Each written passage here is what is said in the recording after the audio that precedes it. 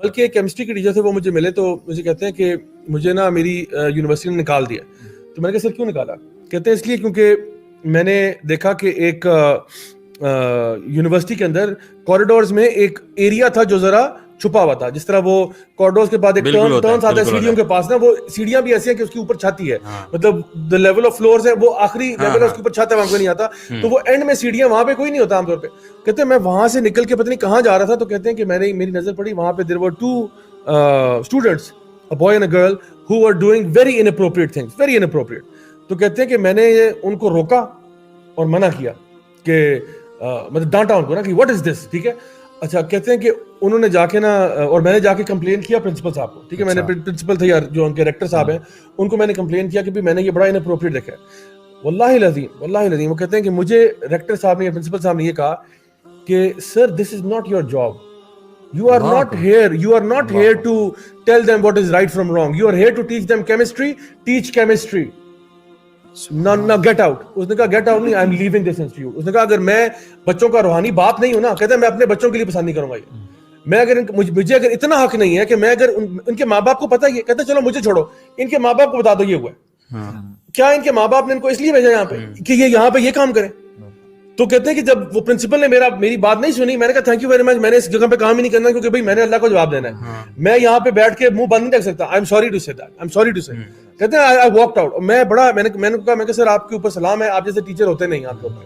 لوگ جو ہے نا وہ کہتے ہیں یار میرا everybody mind your own business. لیکن بندہ پوچھے نا ان سے, اگر کوئی اسٹوڈنٹ سیوسائڈ کرنے لگا وہاں پہ, ٹھیک ہے, اور ایک ٹیچر گزرا جو کہ کیمسٹری کا ٹیچر ہے اور کیمسٹری پڑھانے کے لیے انہوں نے رکھا ہوا ہے, تو وہ اس کو بچے کو روکے گا یا نہیں روکے گا؟ یہ دو اسٹوڈنٹس آپس میں لڑ پڑتے ہیں تو ٹیچر روکے گا یا نہیں روکے گا؟ کیا اس وقت اس کو یہ کہنا چاہیے نہیں جی میرا تو کام تو یہاں پہ کیمسٹری پڑھانا ہے, میں تو نہیں روک سکتا؟ سر اسے پتہ کیا چلتا ہے, پتہ چلتا ہے کہ کوئی ایجنڈا ہے پیچھے جو ہے نا, مطلب ان یونیورسٹیوں کے پیچھے there is a certain kind of funding going on, there is something going on جہاں پہ مطلب جہاں لڑائی جھگڑا تو وہ رکوا دیں گے, وہ رکوانا ٹھیک ہے, لیکن اگر کوئی حرام ریلیشن شپ میں ہے اس کے بارے میں منہ بند رکھو سارے. nobody should talk about it as if حرام ریلیشن شپ میں پڑھنا ہمارے دین کا ایسا ہی نہیں. یعنی ہم یہ کہتے ہیں, جس طرح آپ نے بڑا اچھا یہ بات کی کہ دیکھو let's be honest, یا تو ہم کہتے ہیں ہم مسلمان ہیں یا ہم کہتے ہیں یار ہم مسلمان نہیں ہیں, ٹھیک ہے. اگر آپ کہتے ہو کہ آپ مسلمان ہو تو برائے مہربانی جو کچھ بھی اللہ اور اس کے رسول کا حکم ہے کم از کم مانو تو صحیح. کہ میں یہ نہیں کہہ رہا کہ آپ سارے اللہ کے ولی بن جاؤ اور ماشاءاللہ مفتی علامہ حضرت مولانا بن جاؤ, میں کہہ رہا ہوں کم از کم یہ تو مانو نا کہ یہ غلط ہو رہا ہے. acknowledge that this is wrong, this is against the Quran and Sunnah, this is against the very fabric of our entire deen. The Prophet ﷺ said what? He said inna likulli dinin khuluq wa khuluqul islam al-haya, کہ یقیناً ہر دین کا ایک innate character ہے اور اسلام کا جو بنیادی کیریکٹر ہے وہ حیا ہے, ٹھیک ہے نا. اب جس کو یہی نہیں سمجھ میں آ رہا, اسلام پورے اسلام کی یعنی جڑ کہا جا رہا ہے وہ حیا ہے, تو کسی کو اگر یہی سمجھ میں نہیں آیا تو پھر آپ کس قسم کے مسلمان ہیں یار؟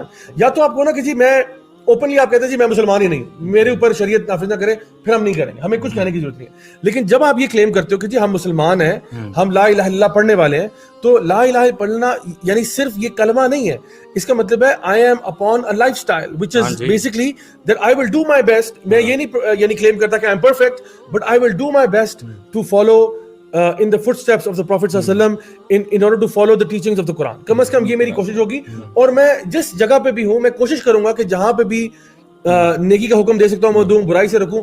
برائی اگر مجھے نظر آ رہی ہے یا تو میں اس کو ہاتھ سے روکوں گا اگر میری استطاعت ہے, اگر میں پرنسپل ہوں یا ٹیچر ہوں میں ہاتھ سے روک سکتا ہوں کیونکہ میری استطاعت ہے, یا میں زبان سے کہوں گا اس کو. اگر میں اسٹوڈنٹ ہوں اور اسٹوڈنٹ برا کر رہا ہے تو میں اس کو زبان سے کہتا ہوں کہ بھائی یار یہ نہ کرو. اب وہ مانے نہ مانے وہ اس کا ایشو ہے, میرا کام تھا بات کرنا.